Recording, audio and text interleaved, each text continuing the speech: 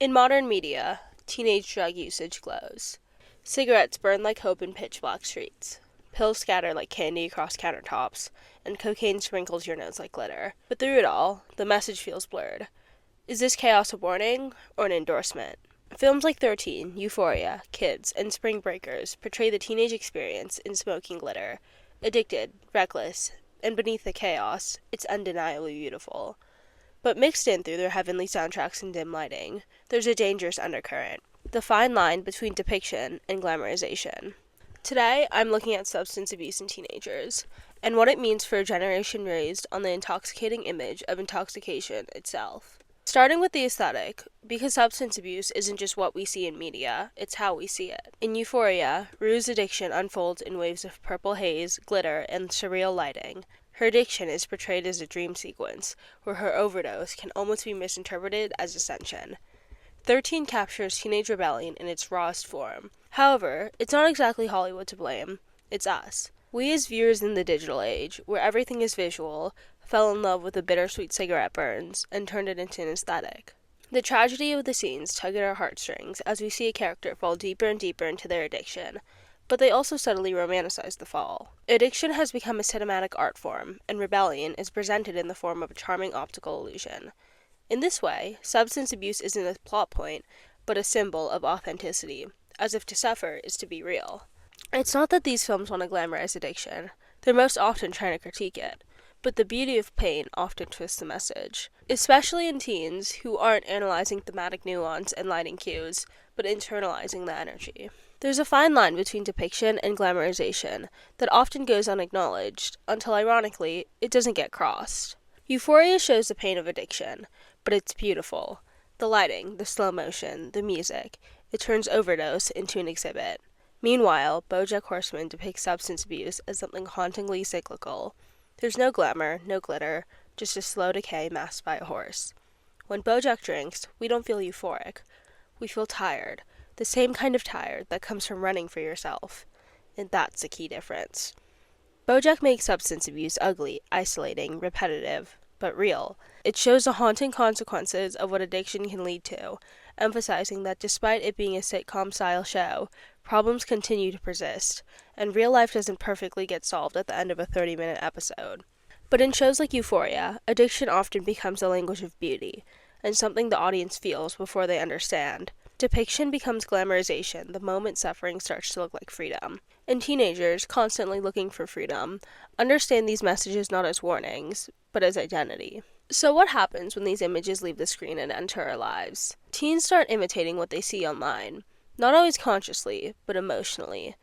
As if to smoke, to drink, to use, it's no longer just a behavior, but a shortcut to feeling something real.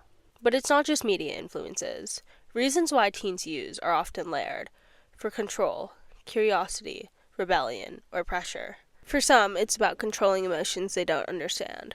For others, it's about defying authority or numbing pressure. And for most, it's just because it's there.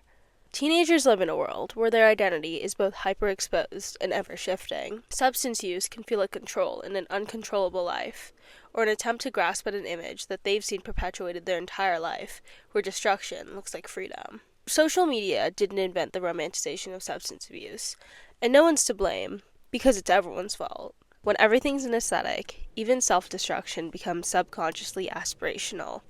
It's the battle between wanting to heal, or see how far you can push it. We're not just impacted by what we see, we're incentivized to recreate it, and social media creates a system where you're falling for your own propaganda. A friend of mine put it clearly when I asked him about his sobriety. The media may glamorize substances, but it was never about that. It was a way to disassociate during a depressive episode, and it helped him feel more comfortable around others so he didn't dampen the energy. He told me, "I never felt out of control. I always felt like I was making a conscious choice to smoke, not because I needed it."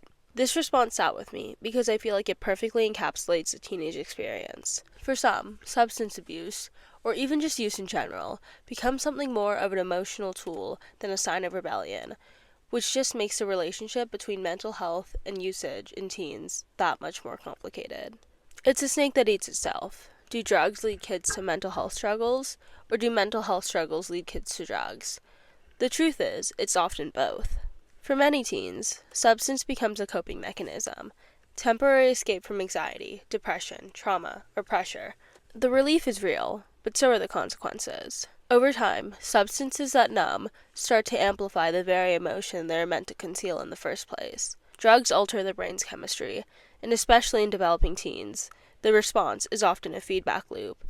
Anxiety leads to use leads to more anxiety. And as teenagers, we simply just don't have the resources to quit. In the past week, without needing any external research, I can confidently say that millions of teenage Americans have used nicotine on a daily basis. And somehow, many of these teens won't identify as addicted. They see it as temporary, an aesthetic, or even ironic. I was at a party last week, and my friend told me that she didn't smoke cigarettes for herself, but as an ode to Lana Del Rey. I laughed in the moment, but the numbers don't lie. Dependence is growing faster, quieter, and younger than ever. However, substance use as identity isn't new. It's almost tradition. Each era of teenagers has rebranded the same rebellion with new props, new slangs, new filters. For millennials, it was the age of apathy. The late 2000s and early 2010s aesthetic of Polaroids, cigarettes, and American apparel, and Tumblr was their stage. Smoking was a mood board, a black and white symbol of being misunderstood, and the cigarette was the accessory of irony. And then came the transition. By the mid-2010s, the cigarette had given way to something smaller, sleeker, and cleaner, the Juul pod. Suddenly, addiction was easy. It didn't smell, it didn't stain your fingers, you could hit it anywhere you wanted to. And it was marketed, whether intentionally or not, as something sleek, clean, modern, and sweet. It was clear that this wasn't your parents' addiction. This was yours, rebranded for the digital age. The issue? It worked too well. What began as an alternative for adult smokers quickly turned into a teenage phenomenon. And when Juuls eventually got banned, kids didn't quit. They pivoted. Brands saw how profitable the Juul was, so the market expanded. Gen Z has now moved on to new vapes, geek bars, Lost Marys, flumes. Bright, candy-colored devices that look more like toys than tools of addiction. Actually, some of them literally are toys. If you haven't seen, there are certain vapes online that play music or have Pac-Man on the display screen.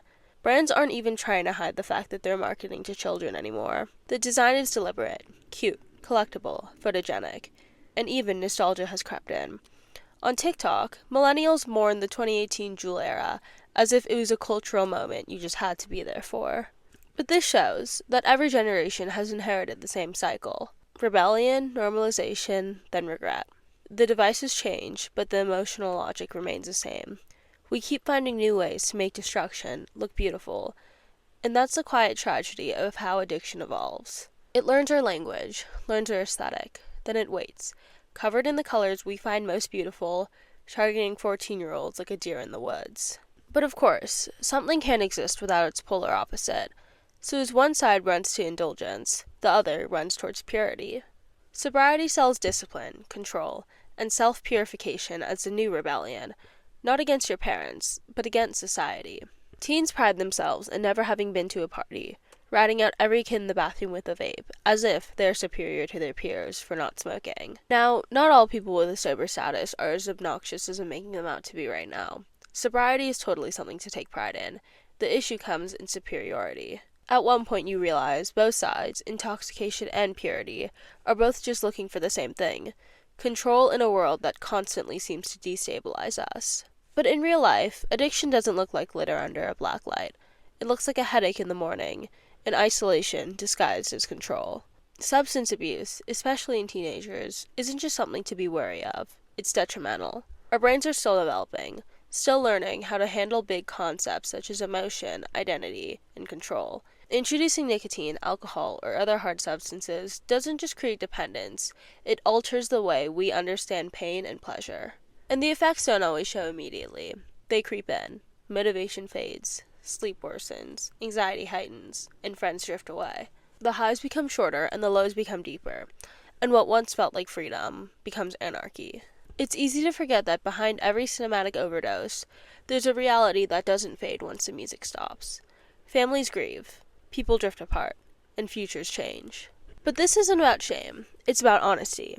Because substance abuse doesn't make you bad or broken, it makes you human. It's a symptom of needing to feel something deeper in a world that can often feel numb. And that's why it's so important to break the silence that addiction feeds and thrives off of. Help doesn't mean rehab or therapy right away. It can be a simple conversation with a friend, a teacher you trust, a parent, or a hotline. You don't have to do this alone. You never did. Every generation has been sold the same illusion, that in destruction there's freedom, chaos is authenticity, and self-harm is self-expression.